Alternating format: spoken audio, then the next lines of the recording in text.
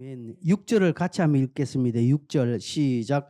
하나님께서 각 사람에게 그 행한 대로 보응하시되. 이게 오늘 제목입니다. 각 사람이 행한 그대로.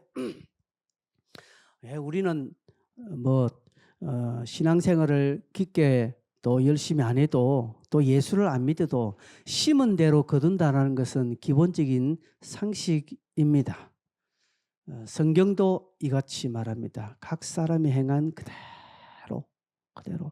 이게 어떻게 보면 참 복된 이야기이지만 이 말이 또 다른 우리에게는 무거운 또 진노가 되는 또 말씀일 수도 있습니다. 지난주에 우리가 1장을 보면서 바울은 어떤 사람들이 하나님의 진노를 받는 사람인지를 설명을 쭉 합니다. 이제 이방인을 빗대었어요. 이방인들은 하나님을 영화롭게도 하지 않고 하나님의 것을 썩어질 것과 바꾸고 그 마음에 하나님 모시기를 싫어한다고 했습니다. 그런 결과로 이게 지난주 제가 이야기했죠. 여러분 사람이 갑자기 불의해지고 탐욕, 추악 안 된다고 했죠. 뭔가 씨앗이 있다고 했습니다. 그렇죠? 제가 이야기를 지난주에 했습니다. 그 씨앗이 있으니까 그게 딱 어떤 상황이 딱 생기면요. 온도와 습도와 바람이 딱 맞으면 그게 씨앗이 확 일어나는 거예요. 그래서 사람이 타락하고 그래서 사람이 상처받고 낙심하고 그런 겁니다. 그냥 갑자기 그냥 갑자기 팩 하는 사람 그 없습니다. 다 씨앗이 있는 거예요. 그게 뭡니까? 그게 하나님을 영화롭게 하지 않는 겁니다. 그리고 하나님의 것을 자꾸 썩어질 세상 것과 바꾸는 거예요. 여러분 이게 우리도 해당됩니다. 하나님의 것을 세상 것과 바꾸는 거예요. 그냥 값없이 그냥 아주 생각지 않게 바꿔버리는 겁니다. 그리고 하나님을 중심에 모시기를 쓰랍니다. 교회는 다니죠. 신앙생활 하지만 하나님이 우리 중심에 있어서 무엇이든지 우리를 간섭하고 우리를 이끄시는 것에 우리는 하나님 여기까지만 나머지 제가 알아서 할게요. 이것입니다. 그러다가 이런 마음이 있다가 상황이 생기면 내가 비방하기도 하고요. 내가 수근수근거리기도 하고 우매하고 배역하고 무중하고 무자비하게 이렇게 흘러간다라는 것이죠. 바울은 이렇게 말하면서 이 사람들은 32절에 사형에 해당된다라고 말합니다. 사형. 여러분 수근수근거리면 사형감입니다. 비방하는 것 사형감이라는 사실을 제 말이 아니고 성경이 그렇게 놨어요. 능욕하는 거. 그죠? 탐욕, 불의, 추악, 악의, 시기, 살인, 분쟁, 사기, 악독. 성경은 이걸 사형감이라고 이야기해요.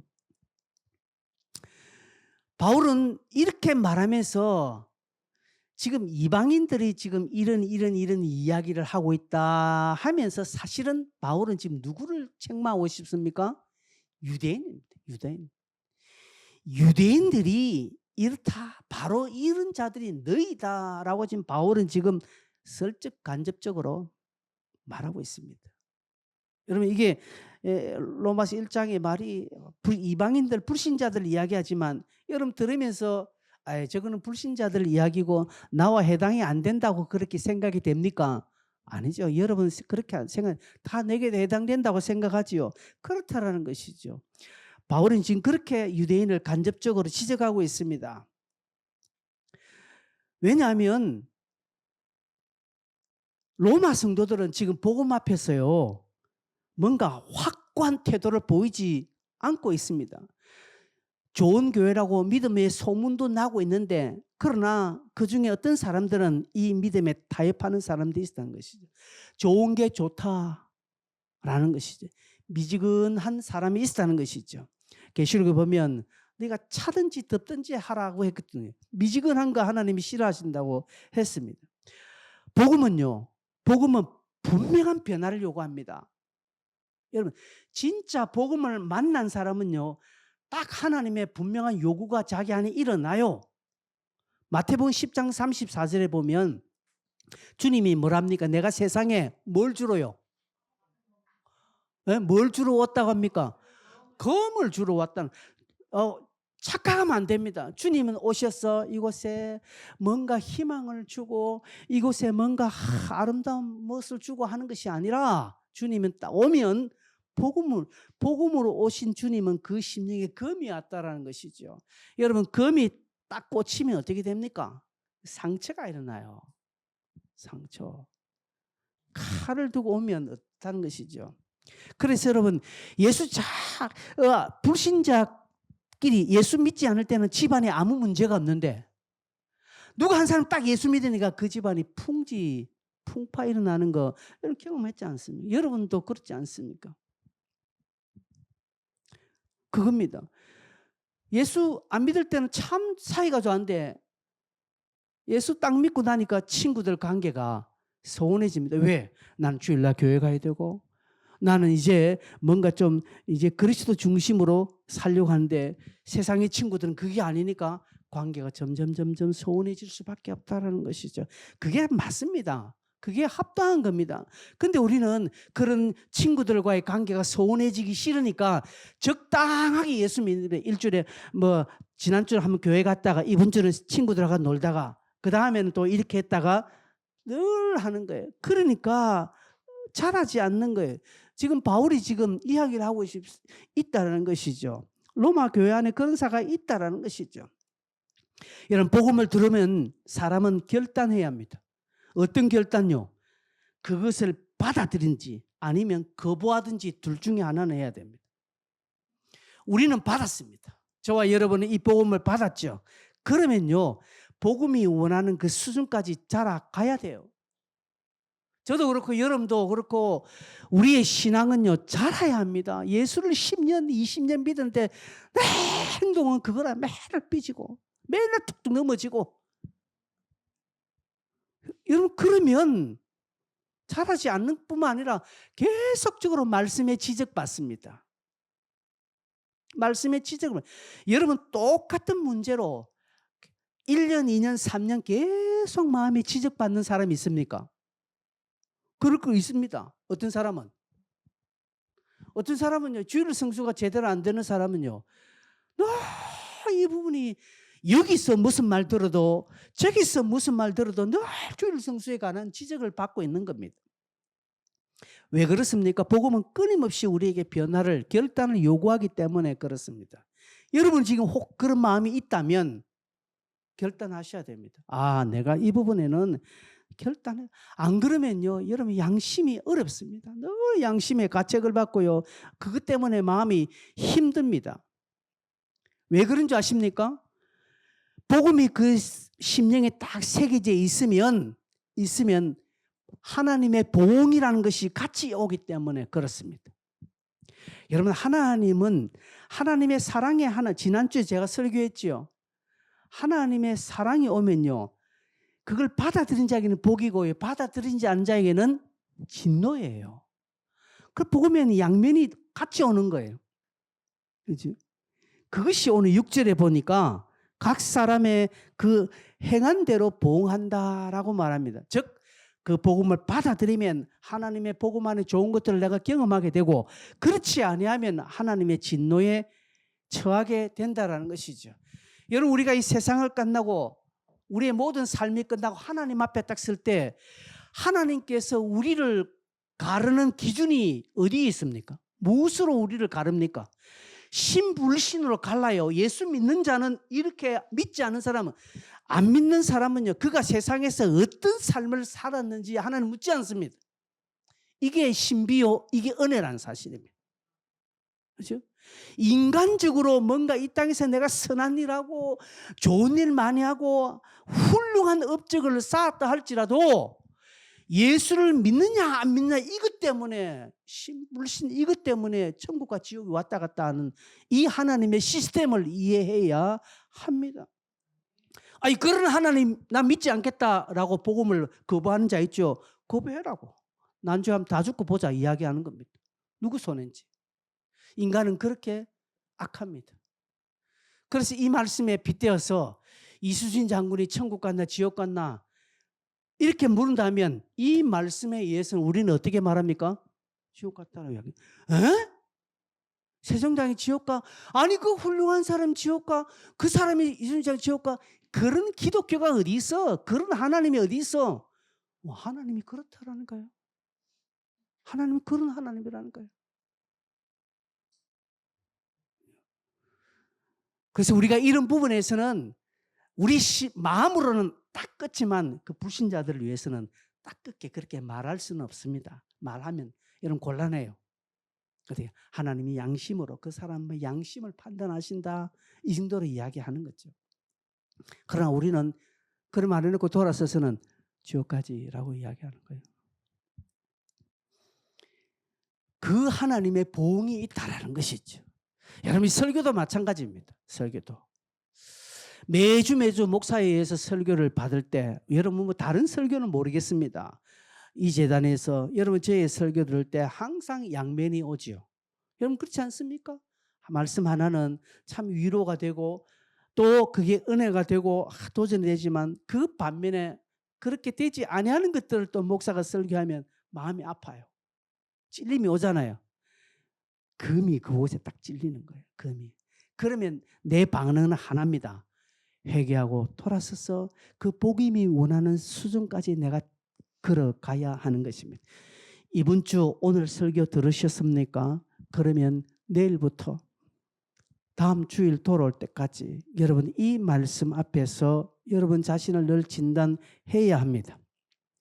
사도 바울은 그렇게 말하면서 2장 1절에 그러므로 남을 판단하는 사람아 이렇게 말합니다. 그러므로 이 접속사는요 앞문장보다 뒷문장에 더 초점을 두고 있습니다. 즉 앞에 사람을 말하는 것이 아니라 이제 뒤에 나오는 이 사람들을 말하는 것이죠. 누굽니까? 남을 판단하는 사람입니다. 남을 판단하는 사람아 이렇게 말하죠. 앞에 쭉 다른 사람 이야기해놓고 그러므로 남을 판단하는 사람 누굽니까? 유대인들을 향합니다. 남을 판단하는 사람은 특징이 뭔지 아십니까? 자기는 못 봅니다. 자기는 안 봅니다. 안 봅니다. 여러분 정치인들 보십시오. 정치인들 보면 너무 그렇죠. 그죠? 자기는 괜찮아. 남은 안 돼. 이거예요. 이겁니다. 남을 판단하는 사람아. 자기는 못 보는 겁니다. 남을 판단하는 특징은요. 또 잘난 체합니다. 은근히 잘난 체합니다. 누굽니까? 유대인들입니다. 유대인들은 아주 판단하는 것에 능숙합니다. 그들은 선민의식에 꽉 젖어 있습니다. 그러기에 동일한 죄를 지어도 그들은 이방인과 다른 벌을 받는다라고 생각을 합니다. 마치 유대인으로 태어나면 모든 것이 면죄부를 받는 것 같은 그런 착각을 하는 것입니다. 여러분 오래 예수 믿으면 하나님께서 벌도 감해 주십니까? 똑같은 나쁜 짓 했는데 예수 10년 믿은 사람 벌은 30%, 예수 20년 받은 사람 벌 20%, 모태신앙은 벌 10% 이렇습니까? 아닙니다. 부모가 목사고 부모가 장로로 해서 나는 좀 다른 대우를 받습니까? 아니요. 세상은요 아버지가 국회의원이고 아버지가 시장이면 그 자녀가 다른 대우 받습니다. 그러나 하나님은 그렇게 여기지 않습니다. 마태복음 7장 1절에서 5절 우리가 이 말씀을 같이 한번 읽겠습니다. 시작. 비판을 받지 아니하려거든 비판하지 말라. 너희가 비판하는 그 비판으로 너희가 비판을 받을 것이요 너희가 헤아리는 그 헤아림으로 너희가 헤아림을 받을 것이니라. 어찌하여 형제의 눈 속에 있는 티는 보고 네 눈 속에 있는 들보는 깨닫지 못하느냐. 보라 네 눈 속에 들보가 있는데 어찌하여 형제에게 말하기를 나로 네 눈 속에 있는 티를 빼게 하라 하겠느냐.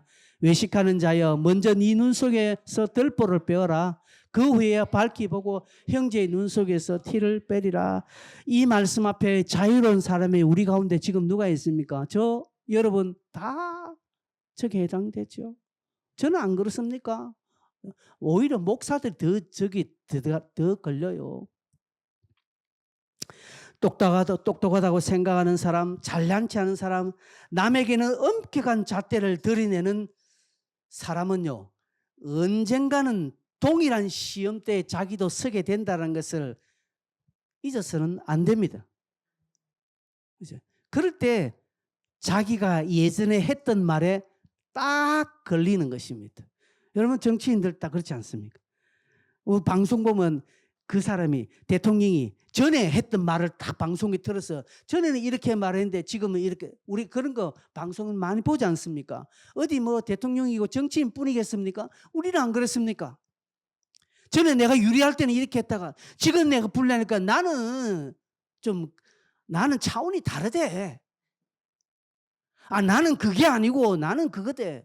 왜 자기는 아니라고 생각하는지. 그죠? 남을 판단하는 것이 나를 정죄하는 것과 똑같습니다. 그러니 우리는 판단하기 전에 그 일에서 나는 바른가를 늘 생각해야 합니다. 남에게 손가락질을 하나를 가리킬 때 나머지 세 손가락은 자기를 가리킨다는 말 있죠? 그것입니다. 남에게 했던 말은 언젠가 내게 하는 말이 되어 반드시 부메랑됩니다. 그때 나는 자유한가? 나는 그때 괜찮은가? 그런데 교만한 자들, 생각이 삐뚤어진 자들은 이거 생각하지 못합니다. 그냥 비판하고 판단합니다. 그리고 나중에 자기가 똑같이 적용될 때는요, 자기는 그런 의미가 다르대요. 결국 자기 교만이요, 우울이요, 나에게는 다르게 적용돼야 한다는 주장이지요. 그런 말을 요새 뭐라고 합니까? 내로남불이라고 하죠. 바울은 이방인들을 지적하는 이 유대인들을 향하여서 너희들이 그렇다라는 것이죠. 너희들이 동일범이라고 지적합니다. 훗날에 하나님의 잣대 심판 보응 너희들은 피하지 못할 것이다. 너희가 뭐 하는 유대인이라고 해서 너희들은 다르냐? 아니다라고 말합니다. 그러면서 3절 4절에 뭐랍니까? 이런 일을 행하는 자를 판단하고도 같은 일을 행하는 사람아, 네가 하나님의 심판을 피할 줄로 생각하느냐? 그죠? 남 보고는 도둑질 하지 말라 해놓고 지는 하는 거예요. 그겁니다. 혹 네가 하나님의 인자하심이 너를 인도하여 회개하게 하심을 알지 못하여 그 인자하심과 용납하심과 길이 참으심이 풍성함을 뭐하라 하겠냐? 뭡니까? 이게 무슨 말입니까? 이게 여러분, 너도 똑같은 심판이 너에게 일어날 것이라는 것이죠. 누가 혹 판단할 문제가 생기면 우리는 어떤 문제를 판단할 수 있는 상황이 생기잖아요. 그럴 때 먼저 판단하기에 앞서 이것을 나로 하여금 깨닫고 알게 하신 하나님의 손길을 기억하며 나를 통하여서 회개하고 대신 함께 중보하라는 하나님의 엄숙한 명령이 아닌지, 하나님의 또 다른 은혜가 아닌지 먼저 한번 발견해라는 것이죠. 여러분, 우리가 살다 보면 남을 판단할 수 있습니다. 그죠? 여러분, 판단하는 그 자체가 나쁜 건 아니에요. 여기 성경을 판단하는 건 안 좋은, 여기는 비방이거든. 비방. 비판이라는 것이죠. 비판. 남을 책망하는 의도로 네하고 내하고는 다르다는 이런 의미로 남을 판단하는 것은 안 좋은 거예요. 그러나 건전하게 그 사람을 판단해주고 세워주고 하는 것은 좋은 겁니다, 여러분. 근데 오늘 바울이 말하는 판단은 비방이죠. 똑같이 하면서 자기에게는 다른 잣대, 이 사람에게는 또 다른 잣대 하면서 그렇게 행하는 그것을 지금 책망하고 있습니다. 다른 사람이 잘못하거나 범죄할 때 그것에 쉽게 정죄하기보다는 우선 하나님의 은혜가 내게 이루어진 것에 대해서 감사하시. 어떤 사람이 연약해서 넘어지지 않습니까? 어떤 사람이 실수해서 잘못했지 않습니까? 어떤 사람이 허물이 있어서 조금 공을나라는 것에 봤을 때 꽃이다 잘 됐다, 내가 언젠가 저래 될 줄 알았다가 아니라 하나님, 나에게는 하나님 특별한 은혜가 있어서 같은 처지였지만 넘어지지 않게 해주셔서 감사합니다가 먼저 나와야 돼요.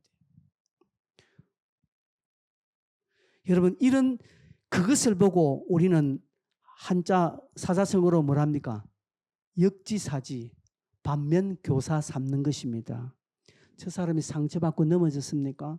저 사람이 아파서 어떻게 했습니까? 저 사람은 뒤로 물러갔습니까? 그걸 보고 하나님, 나에게는 저런 마음 안 주셔서 감사합니다. 저 사람이 왜 그런지는 모르겠으나 하나님, 함께 우리가 책임지는 자세를 가지고 하나님 저들에게 은혜를 베풀어 달라라고 한 번 정도 딱 생각하면요. 한 번 정도 딱 생각하면 동일한 범죄를 짓지 않게 된다는 것이죠. 내가 손가락하기 전에 먼저 감사하고 내가 손가락하기 전에 먼저 내게 부어주신 하나님의 은혜를 기억하면 쉽게 정죄나 판단하지 않게 되는 것입니다. 누가 교회를 보고 목사의 허물을 보고 지적하려고 할 때 교회와 목사의 허물을 바라보면서 하나님이 내게 주신 은혜를 생각하고 저것을 나로 하여금 보게 하셨으니 교회의 허물과 목사의 허물을 내가 안고 내가 대신 중보 기도해야지 라고 쓰면 이 사람은 성숙한 성도입니다. 이 사람은 정말 하나님이 인정하시는 사람입니다. 이런 사람이 되시길 바랍니다. 아멘이 안 되네. 여러분 이런 사람 꼭 되십시오. 저한테 그래 하라는 게 아니라 여러분이 어디에서 누구를 만나든지 이런 자세로 서면 여러분이 복됩니다. 그리고 사람들은 나중에 알아줘요. 당장은 아니지만 세월이 지나면 저 사람 참 입은 무거고 저 사람 성숙한 사람이다. 나중에 주변의 사람이 그걸 알아줘요. 그렇게 하면 복음이 요구하는 수준까지 내가 자라기 때문에 걸리는 게 없어요. 그리고 마음이 평안합니다. 여기에 찾아오는 은혜가 평강입니다. 그런데 그렇게 잘 안 됐죠. 저도 설교를 일하지만 저도 잘 안 됩니다. 순간 화가 일어나고요. 순간 막 하게 됩니다. 저도. 5절 보십시오. 다만 네 고집과 회개하지 않은 마음을 따라 진노의 날 곧 하나님의 의로우신 심판이 나타난 그날에 임할 진노를 네가 쌓는도다. 이걸 알고도 하지 않는 것입니다. 네 고집과 회개하지 않는 겁니다. 당장 눈에 보이는 것, 당장 내게 손해를 끼친 것, 당장 내 감정이 상한 것, 이것 생각해서 하지 않는 것입니다. 딱 하는 것입니다. 그렇죠? 이런 말 안 해야 되는데 하려고 하다 내가 갑자기 딱 막혀지네. 딱 그죠? 자기 기분 나쁜 것만 딱 생각하고 그러면 아무것도 없습니다. 나는 나대로 마이너스. 하나님의 점수에도 마이너스가 된다는 것입니다. 왜 그럴까요? 6절에 하나님이 각 사람의 행한 대로 보응하시기 때문에 그렇습니다. 여러분 나에게 상처를 주고 나에게 마음을 아프게 하고 내게 손해를 끼친 사람 때문에 내가 화가 나고 내가 그 사람에게 손가락질 할 수 있죠. 그러나 나에게 아픔을 주고 나에게 손가락 준 것에 대해서 하나님은 그 사람에게 하나님은 심판하십니다.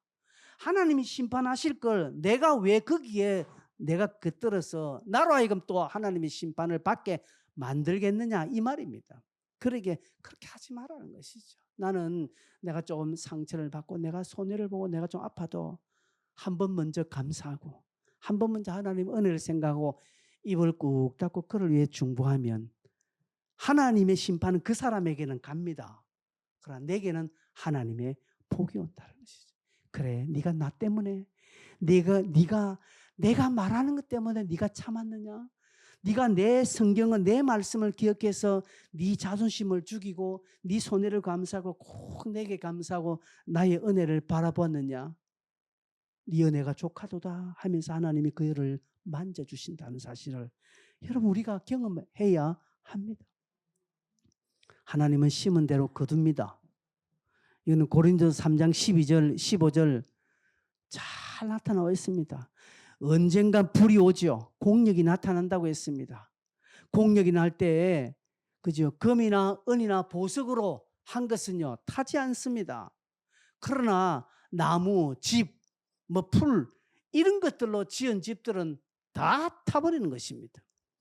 저와 여러분이 하는 헌신, 봉사 이런 열정들이 나무로, 풀로, 짚으로 만든 것이 되어서는 안 됩니다.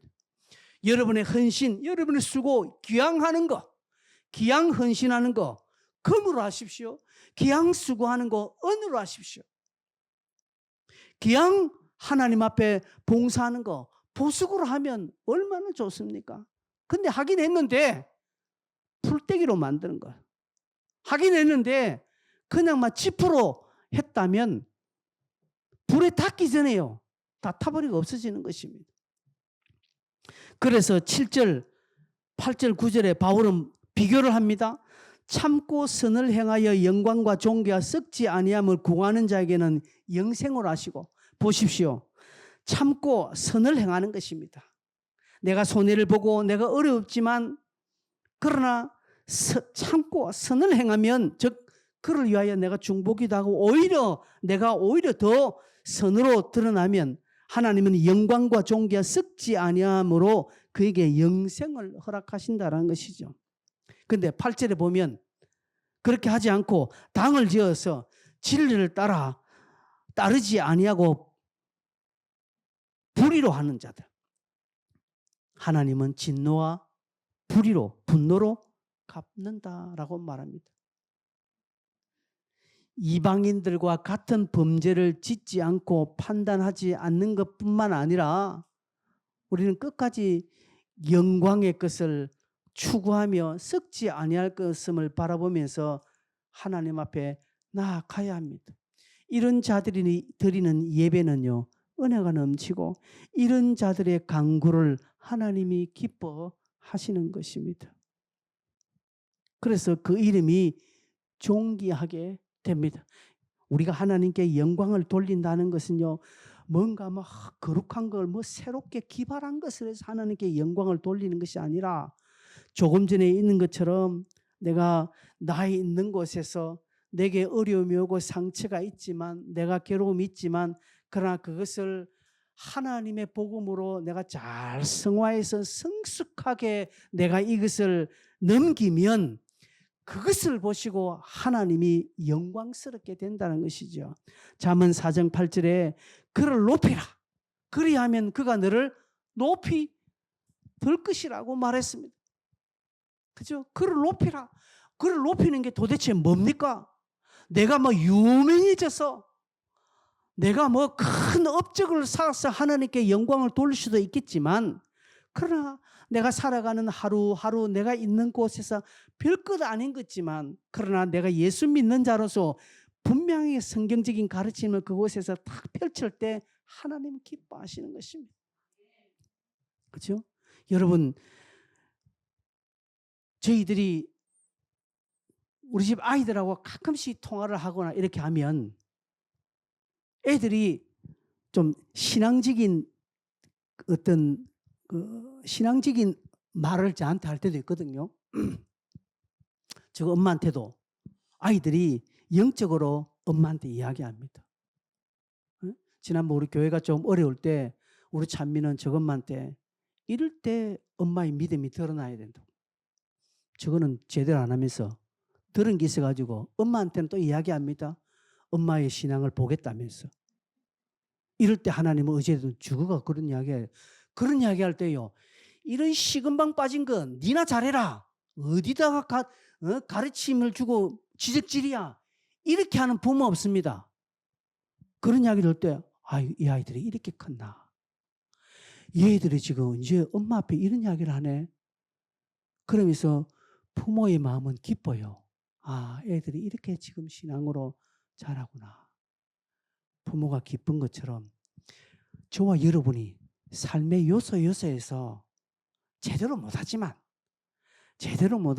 있는 곳에서 내가 하나님의 의를 드러내고, 때로는 손해보고 내 마음이 찢어지고 아프고 상처주고, 저걸 내가 달려가서 내가 한 방 집하고 싶건데 그렇지 않고 꼭 참고 주님의 은혜를 생각하고, 주님 내게 참음을 주셔서 감사합니다, 오히려 감사하고, 저 사람을 더 불쌍히 여기고 저를 위해서 기도할 때 하나님이 하늘에서 영광을 받으시는 것입니다. 하나님은 하늘에서 우리를 보시면서 그의 스바냐 3장을 따라 기쁨을 감추지 못하는 거예요. 아이고 이 자식아, 네가 그래 내 때문에 그래 참았느냐, 네가 내 때문에 그렇게 니를 꽂고 내가 네 성질 더러운 거 아는데 네가 그 성질을 다 꺾고 네 혈기를 꺾고 나의 의를 드러내느냐. 하나님이 영광을 받으시는 것입니다. 하나님이 영광 받으시는 게 어떻게 됩니까? 그가 너를 높이 들리라. 그가 너를 영화롭게 하리라고 말합니다. 그를 품으라. 그를 높이라. 그리하면 그가 너를 높이 들 것이고 너를 영화롭게 할 것이다. 그 심령의 평강이 넘치겠습니까? 안 넘치겠습니까? 내적인 만족, 감사, 은혜가 넘치겠습니까? 안 넘치겠습니까? 뭐 물어봐라 마나. 그죠? 여러분이 뭐 너무나 잘 아실 겁니다. 그런데 뭐라고 합니까? 8절 보면 당을 지었어. 진리를 따르지 아니하고 불의를 따르는 자에게 진노와 분노를 한다. 악을 행하는 각 사람의 영에는 환난과 공고가 있다. 당을 짓는다는 것입니다.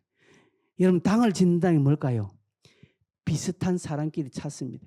여러분, 상처받고 낙심한 사람은요, 혼자 감당하지 않습니다. 꼭 다른 사람 찾습니다. 꼭 다른 사람에 전화해가지고요. 내가 이런 상처를 받았다. 내가 이렇다. 네 나하고 동조해 줄래? 가는 것입니다. 죄는 항상 연합하려고 합니다. 죄는 독단을 쓰지 않습니다. 죄는 항상 옆에 같이 가려 합니다. 대표자가 누굽니까? 하와입니다. 하와가 딱 범죄하고 난 뒤에 지 혼자 가지 않고 아담을 동참시키는 것입니다. 그리고 나중에 하나님이 책망하니까 아담은 뭘 합니까? 하나님이 주신 저 여자 때문에 내가 이리 됐지 않습니까? 하나님을 원망하는 것입니다. 죄의 특징은요, 항상 같이 가려고 합니다. 나 혼자 나쁜 거 안 갑니다. 세상에 자기 혼자 엄밀하게 범죄하는 사람은 없어요. 항상 그 범죄는 동조자를 찾습니다. 그래야 그 양심이 절감된다고 생각합니다. 이 말은 죄에 대해서 담력을 넣는 것입니다.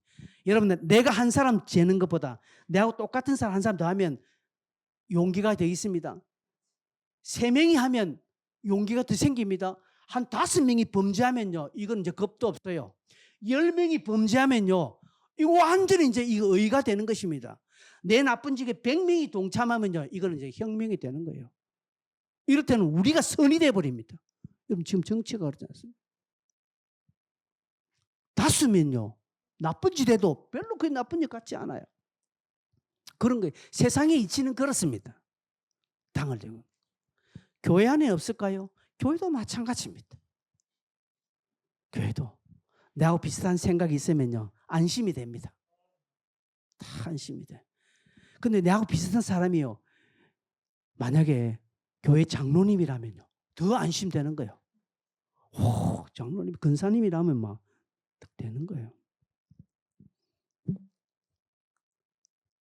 당을 짓는 것은 좋지 않습니다. 물론 여러분, 선하고 복음적이고 진리에 함께하는 것은 바람직합니다. 그러나 그것이 아니라면 여러분 함에 싹을 탁 자르시기를 바랍니다. 그런 것이 아니라면 여러분이 칼을 딱 떼야 돼요. 분명하게. 그죠? 그러기에 여러분 주변에 믿음의 좋은 동료들, 믿음의 좋은 선배들, 믿음의 좋은 자들이 항상 함께 있도록 여러분 늘 그렇게 해야 합니다. 여러분의 한 주간에 불신자들과 함께하는 시간이 많습니까? 믿는 자들과 함께하는 시간이 많습니까? 물론 직장이나 일하는 것 때문에 다를 수 있지요. 제가 말하는 것은 빈도를 말하는 게 아닙니다. 빈도가 아니라 여러분의 중심을 말하는 겁니다. 그죠? 그래서 진리는 항상 예수 그리스도의 말씀과 가르침입니다. 불의는 자신의 의지요, 항상 갈라지는 것입니다. 여러분이 진리 가운데 늘리다면 한 주간에 불신자들과 한 주간에 내 같이 일지라도 여러분이 진리 가운데 있으면 항상 하나님의 말씀과 가르침이 여러분을 인도할 것입니다. 그러나 여러분의 마음에 불의가 있다면요, 하나님의 말씀보다는 여러분의 생각과 여러분의 고집과 여러분의 가치대로 한 주간을 살아갈 것입니다. 여러분의 주변에 전부 다 예수 믿는 사람이 있다 할지라도 여러분 심령에 뿌리가 조금 싹 있으면요, 말씀 따르지 않습니다. 그걸 막 교회 얘기는 주일만 하고 오늘 여기서는 성경 이야기 교회 얘기 하지 마라 이렇게 합니다. 지난번에 목사님들 모이니까 목사님들 이런 이야기 합니다. 오늘만큼 이 시간만큼은 교회 이야기, 성경 이야기 하지 말고 오늘 자유롭게. 목사들도 그런 이야기해요. 그렇게 말하는 것은 그 스트레스를 좀 틀자, 스트레스를 좀 풀자라는 차원에서 제가 받아들여요. 근데 그게 아니라면, 정말 그게 아니라면 위험한 겁니다. 여러분, 하나님의 말씀으로 우리를 다스리고 또 우리를 통제해야 합니다. 자신의 생각으로 자신을 다스리고 자기 생각대로 마음대로 행한다면 하나님의 인정이 없어요. 하나님은 그 사람을 인정하지 않습니다. 인정하지 않을 뿐 아니라 사단이 틈을 탑니다. 그래서 환난, 공고, 환난은 외적인 것이죠. 공고는 내적인 것입니다. 환난과 공고가 따라온다라고 말합니다. 무슨 말입니까? 쉽게 말해서 이런 사람은 하는 일도 안 된다 이 말입니다. 일은 뭔가 잘 되는데 그 마음이 괴롭다는 것이. 사실 일도 잘 안 될 거예요. 그래서 바울은 말합니다. 이렇게 말하면서 먼저는 유대인에게요 말하는 것입니다. 이 말이 뭡니까? 책망도요. 책망도 부모가 자녀들을 책망할 때에 막내부터 책망합니까? 제일 큰 애부터 책망합니까? 큰 애부터 책망합니다. 교회를 책망할 때 목사를 먼저 책망하겠습니까? 여러분을 책망하겠습니까? 여러분 말해도 됩니다. 여러분 이렇게 하는데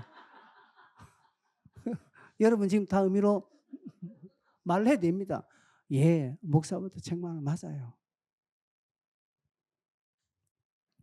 먼저 믿은 자들 책망합니다. 여러분 교회 오래 다니신 여러분 책망합니다. 앞선 자들 책망합니다. 더 엄격한 잣대가 있다는 것을 명심해야 됩니다.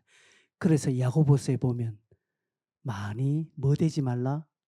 선생 되지 말라. 왜? 책임이 크기 때문에 그렇습니다. 근데요, 복 받을 때 누구요? 예, 복도 누구부터 온지 아십니까? 목사부터 오는 거예요. 이게 목사 할 만한 거예요.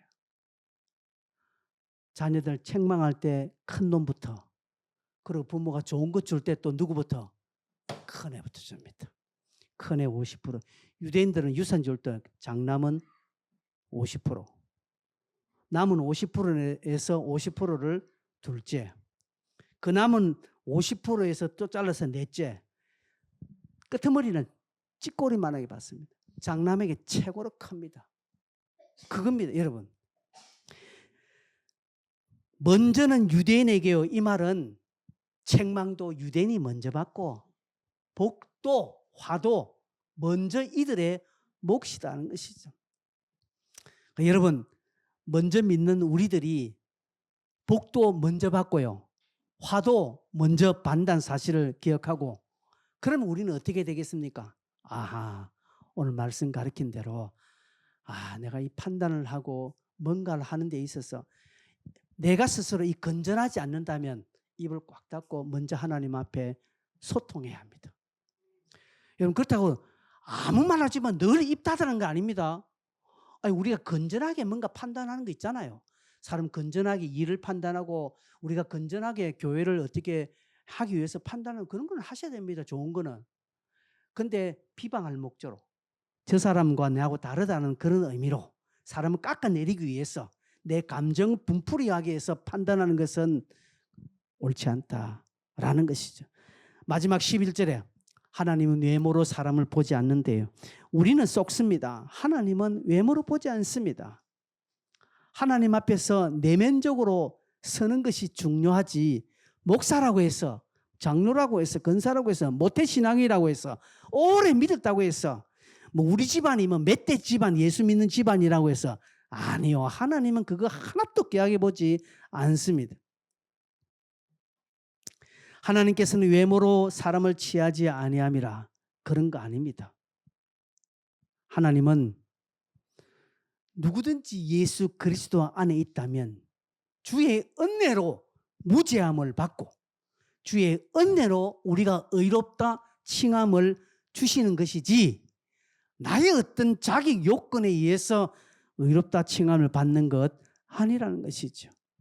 그러기에 여러분 우리가 하나님 앞에 의로 우리의 인간의 의로 뭔가 쓰고 인간의 의로 내가 하나님 앞에 뭔가 하려고 하면 큰 오산입니다.